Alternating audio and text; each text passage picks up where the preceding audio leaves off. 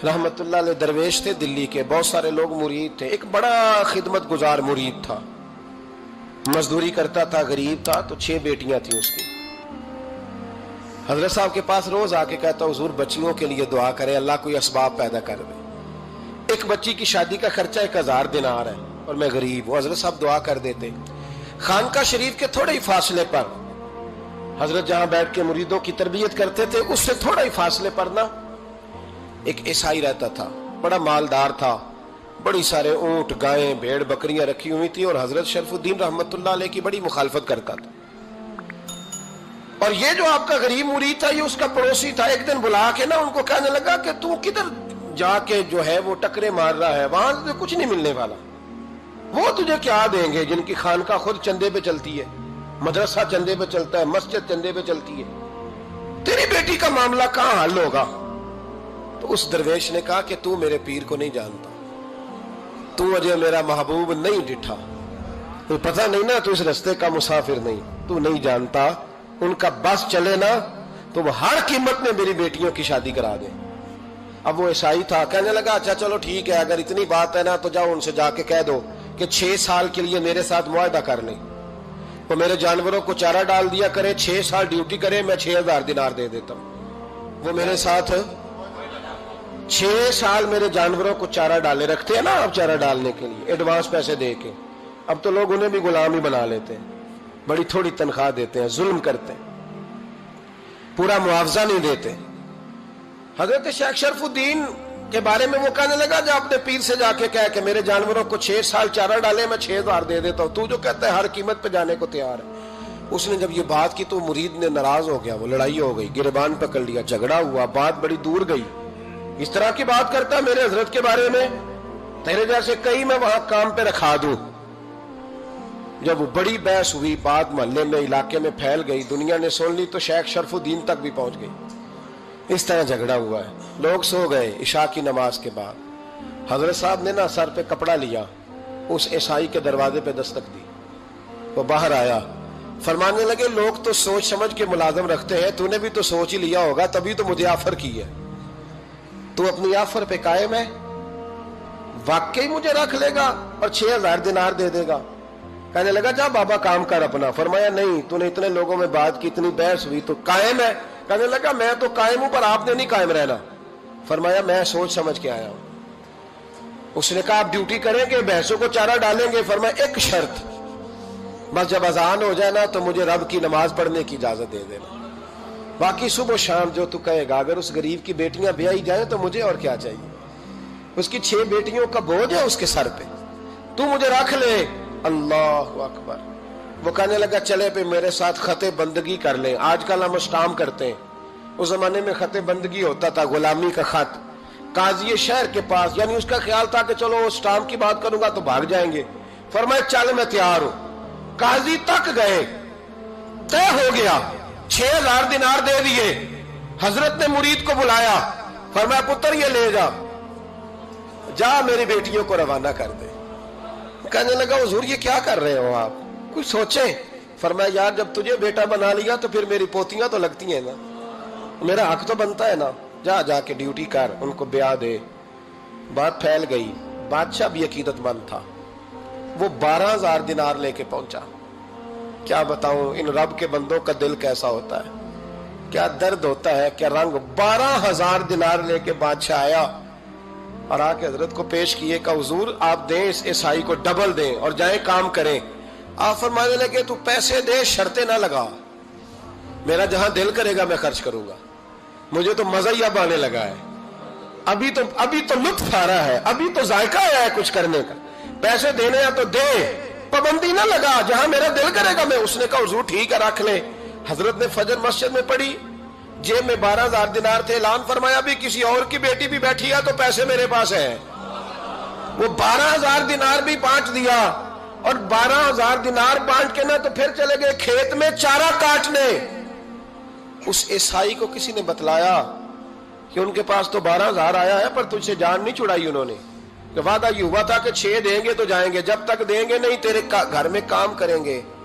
वो ना चारा काट रहे थे, हजरत साहब तो वहां पहुंच गया, दूर जाके खड़ा हो गया, कहने लगा बाबा پہلے تو میں نے مسلمانوں کے اخلاق سنے تھے، اب تو میں نے دیکھ بھی لیے. پر یہ بتا جب 12,000 آیا تھا جان کیوں نہیں چھڑائی؟ تو حضرت چارہ کاٹتے کاٹتے رو پڑے. فرمانے لگے تو نہیں نہ جانتا یہ بیٹیاں سانجھی ہوتی ہیں، پتہ نہیں نا. میرے رسول پاک نے تو حاتم تائی کی بیٹی کے سر پہ کپڑا رکھ کے کہا تھا بیٹیاں برابر ہوتی ہیں. تو یہ نہیں پتا جب اس کی 6 بیٹیوں کی شادی ہوئی ہے میرے اندر روحانیت کتنی بڑی ہے. فرمایا پھر 12,000 آیا ہے تو 2-4 بچیاں پھر گئی ہیں. تجھے نہیں پتا میں اندر سے راضی کتنا ہوں، میں تیری نوکری کرتا رہوں گا، پتہ نہیں اللہ کتنی بیٹیوں کو بیاہ دے گا. اتنا رویا وہ عیسائی کے پیروں میں بیٹھ گیا، کہنے لگا بابا میں نے تیری مخالفت کی ہے پر تیرے قریب آ کے پتہ چلا ہے کہ تو بہت اونچے اخلاق کا مالک ہے، اور اگر تیرا یہ مقام ہے تو تجھے اخلاق سکھانے والے محمد عربی کی شان کتنی ہوگی. ظالم کی بولیے جاتے نہیں لوگ جھوٹے گواہ بن کے. وکیل صاحب کو نہیں پتا ہوتا کہ یہ بندہ مجرم ہے جو میرے پاس آیا. کیا مجرموں کے وکیل نہیں ہوتے؟ بولے تو اس کو پتہ نہیں ہوتا وکیل صاحب کو کہ یہ صاحب مجرم ہے میرے پاس مقدمہ لے کے آئے. اور اگر بے ادبی نہ ہو جائے تو میرا خیال ہے قاضی عدالت کو بھی پتا ہوتا ہے کہ مجرم کون ہے اور مظلوم. میرے نبی پاک صلی اللہ علیہ وسلم نے اس قدر زیادہ سختی فرمائی اس مسئلے میں. فرمایا جس کو پتا تھا کہ فلاں آدمی ظالم ہے، ظلم کر رہا، پھر وہ ظالم کا گواہ بنا یا اس نے ظالم کی مدد کی، کتنی کی؟ شارحین لکھتے ہیں چاہے اس نے ایک جملہ بول کے کی، چاہے ایک، سارے بولیے، چاہے ایک غریب کو اس نے ظلم کیا تو کہتے ہیں علاج یہ سی، چاہے ایک جملہ بول کے کی. شارحین اس حدیث کی شرح میں لکھتے ہیں ایک جملہ بول کے چاہے مدد کی. جس بندے نے کسی ظالم کی مدد کی کسی مقدمے میں یا کسی صورت میں اور اسے پتا تھا یہ ظالم ہے، میرے نبی پاک صلی اللہ تعالی علیہ وسلم فرماتے ہیں اگر اس نے مدد کی، ابھی ظالم کی بات نہیں ہو رہی، ظالم کے مددگار کی بات ہو رہی، اگر کسی نے ظالم کی مدد کی تو حضور فرماتے ہیں خدا بھی اس سے بری و ذمہ ہے، رسول بھی اس سے بری و ذمہ ہے. سنبھال کے رکھے اپنی نمازیں، قربانیاں، حج، زکوٰۃ سنبھال کے رکھے. اگر ظالموں کا مددگار ہے، الیکشن آ لینے دے، آپ کو نظر آ جائے گا کون کون ظالموں کا مددگار ہے، نظر آ جائے گا. اپنی جیب سے لوگ پیسے دے کے ظالموں کی مدد کریں گے، ان کے فلیکس چھپوائیں گے، بورڈ لگوائیں گے، جیبوں سے پیسے دے کے. ہم نے خود آگ لگائی ہے چمن میں اپنے، بے سبب گردشی ایام کو الزام نہ دو. ہم نے خود نور کا ظلمت سے کیا ہے سودا، کر کے توہین سحر شام کو الزام نہ دو.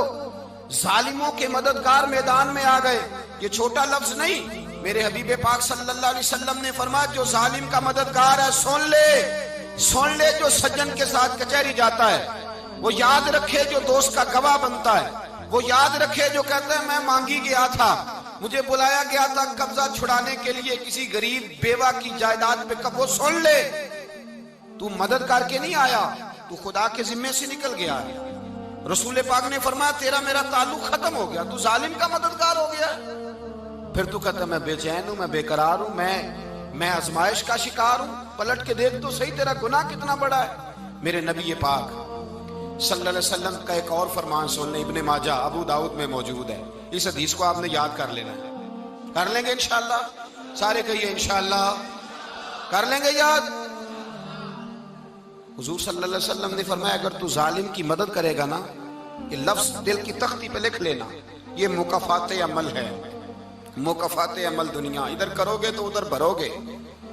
فرمایا اگر تو کسی ظالم کی مدد کرے گا، سن لے حضور کا فرمان ہے، اگر تو ابن ماجہ ابو داؤد سیاہ میں موجود ہے، فرمایا اگر تو کسی ظالم کی مدد کرے گا تو رب تعالیٰ مرنے سے پہلے تیرے اوپر بھی ظالم کو مسلط کر دے گا. تیرے اوپر بھی ایک دفعہ ظلم ضرور ہوگا اگر تو ظالم کی، وہ کسی صورت میں بھی ہو سکتا ہے، کسی صورت میں بھی تیرا بیٹا ہی اٹھ کے ظلم کر دے گا، تو الجھ جائے گا، کسی نہ کسی جگہ تیرے لیے تباہی کا سامان ہوگا، تیرے اوپر ظلم ہوگا، اس لیے کہ تو ظالموں کا مددگار ہے. چاہیے یہ تھا کہ تو مظلوم کی مدد کرتا، انسانی ایمانی یقین کا فریضہ سر انجام دیتا. تو ظالموں کا مددگار ہو گیا. ٹٹول کے دیکھ لیں، رزلٹ نکال کے دیکھ لیں، ہمارے زمانے میں ظالموں کے مددگار زیادہ ہیں. اتنی لمبی زبانیں نکال کے ظالموں کی مدد کرتے ہیں. بڑے بڑے کالم نویس اللہ نے انہیں قدرت دی لکھنے کی، تو اپنا قلم ظالموں کی مدد میں خرچ کرتے ہیں۔ وہ لوگ جن کو اللہ تبارک و تعالیٰ نے قدرت دی، ہمت دی، طاقت دی، کچھ لوگ ان کے حلقہ احباب میں، وہ اپنے لوگوں کو استعمال کر کے ظالموں کی مدد کرتے ہیں، ظالموں کی مدد کرتے ہیں۔ میرے نبی کریم سید عالم نور مجسم صلی اللہ علیہ وسلم نے فرمایا، اگر تو نے ظالم کی مدد کی تو جب تک تو توبہ نہیں کرے گا رب تجھ سے ناراض ہی رہے گا۔ اللہ تجھ سے، او بھائی جس سے رب بھی ناراض ہو گیا، نہ کھانا نہ پینا نہ سونا نہ جاگنا نہ نیند، پھر تیری ہر چیز تیرے لیے آزمائش ہو جائے گی، پھر تیرا سایہ بھی تیرے لیے خوف کا سامان بنے گا، پھر زندگی جیتی جاگتی لاش بن جائے گی، تو اپنے کندھوں پر اپنی میت اٹھائے پھرے گا جب تو ظالم کا مددگار ہوگا۔ اور نبی پاک صلی اللہ علیہ وسلم نے فرمایا، ظالموں کا مددگار بھی ظالم ہوتا ہے، ظالموں کا مددگار بھی، سارے بولے، ظالموں کا مددگار بھی نہیں، کو نہیں، آپ سارے نہیں بولے، ایک دفعہ بولے، ظالموں کا مددگار بھی، پکی بات ہے، ظالموں کا مددگار بھی۔ اللہ اکبر، جس کا یارانہ ہو، جس کا دوستانہ ہو، جو کہے میں نے نا اس کو اوکھے ویلے کے لیے ظالم کو یاد رکھا ہوا ہے۔ کبھی مشکل میں رکھے نہیں ہوئے لوگوں نے ظالم دوست، کہتے میں نے رکھے ہوئے ہیں، بلکہ ہمارے دیہات میں تو کہتے ہیں میں نے بازو بنائے ہوئے ہیں۔ کس کو بازو بنا لیا؟ ظالم بھی کبھی بازو ہوتا ہے، جو ظلم کی تلوار لیے میدان میں کھڑا ہے۔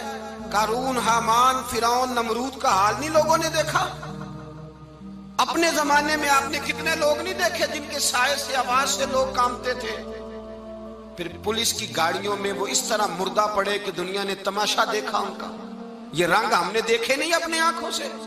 فرمایا ظالم کا مددگار بھی، جو کار میں بٹھا کے لے کے گیا وہ بھی ظالم، جس نے چائے پلائی وہ بھی، جس شخص نے کھانا کھلایا وہ بھی، جو کچہری تک ساتھ گیا وہ بھی، جس نے فلیکس کے نیچے، بڑے شرابی کے نیچے چھوٹی اپنی فوٹو لگائی وہ بھی، جو ووٹ کی پرچی ڈالنے گیا وہ بھی۔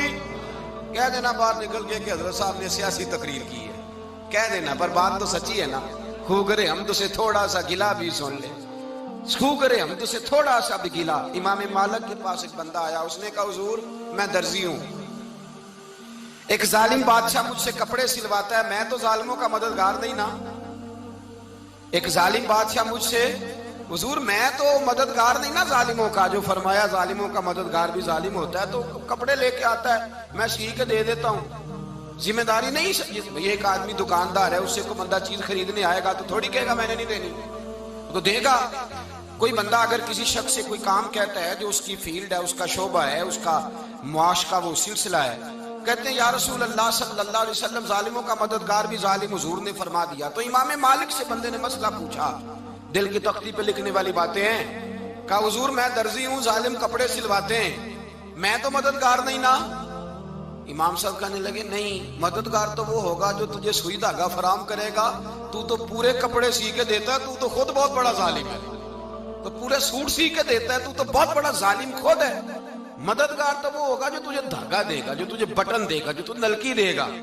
جو ظالم سے اتنی نفرت ظلم کر کے بندہ ہے، یہاں تو ہمارے زمانے میں ہیرو بن جاتے ہیں لوگ، ظالم ہیرو ہے، لوگ اس سے ڈرتے پھرتے ہیں، گھومتے پھرتے ہیں، اور بہت سارے کم مزاج لوگ اس کے پیچھے ہاتھ باندھ کے پھرتے ہیں۔ ظالموں کی مدد کرنا، ظالموں کے ساتھ رہنا، یہ ظلم ہے، ظلم، یہ زیادتی ہے۔ میرے نبی پاک صلی اللہ تعالی علیہ وآلہ وسلم نے ارشاد فرمایا، یاد رکھو رب فرماتا ہے میں مظلوم کی مدد ضرور کروں گا، چاہے جلدی کروں چاہے دیر سے کروں، میں مظلوم کی مدد۔